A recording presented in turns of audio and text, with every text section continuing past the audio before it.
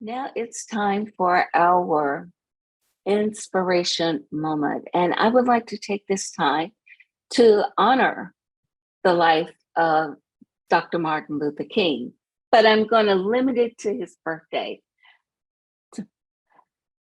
January the 15th is his birthday, and part of what I would like to share comes from one of his speeches entitled, "Where Do We Go From Here?" And the excerpt that I'm going to speak from is, or should I say, read to you, is "I have decided to stick with love." He says, quote, "I'm concerned with a better world. I'm concerned about justice. I'm concerned about brotherhood and sisterhood. I'm concerned about truth. And when one is concerned about that, that one can never advocate violence. For through violence, you may murder a murderer, but you can't murder murder.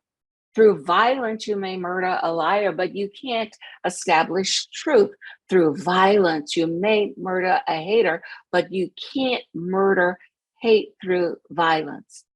Darkness cannot put out darkness. Only light can do that.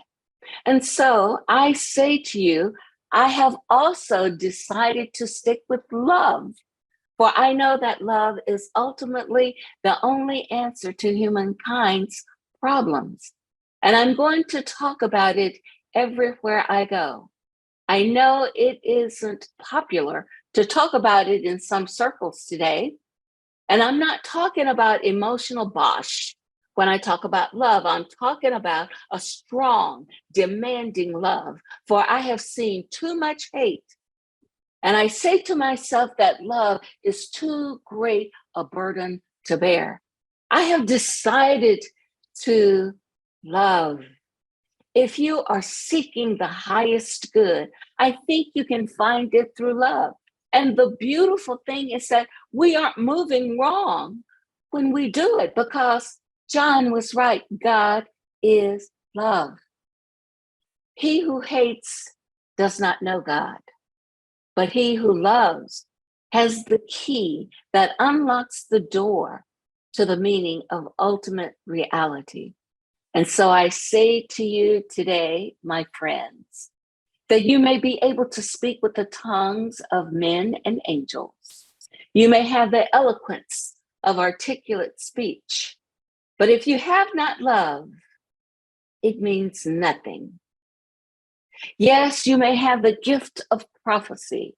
You may have the gift of scientific prediction and understand the behavior of molecules and bring forth many new insights.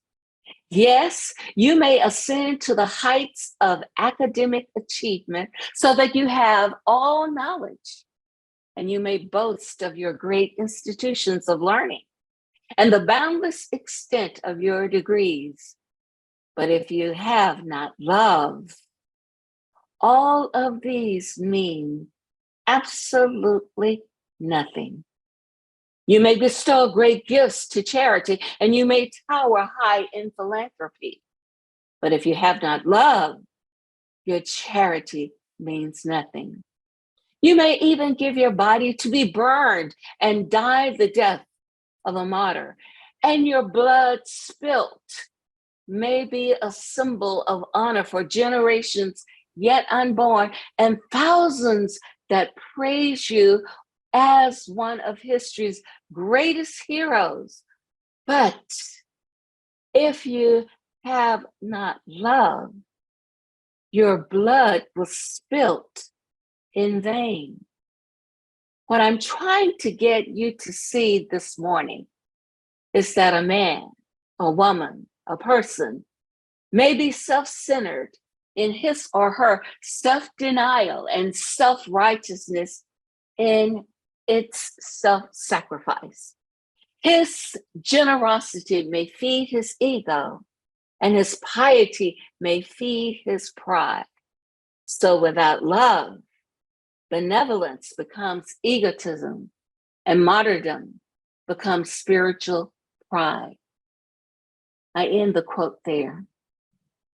This, I know, that each of us is an activity of God as love. You are love. I am love. We are love.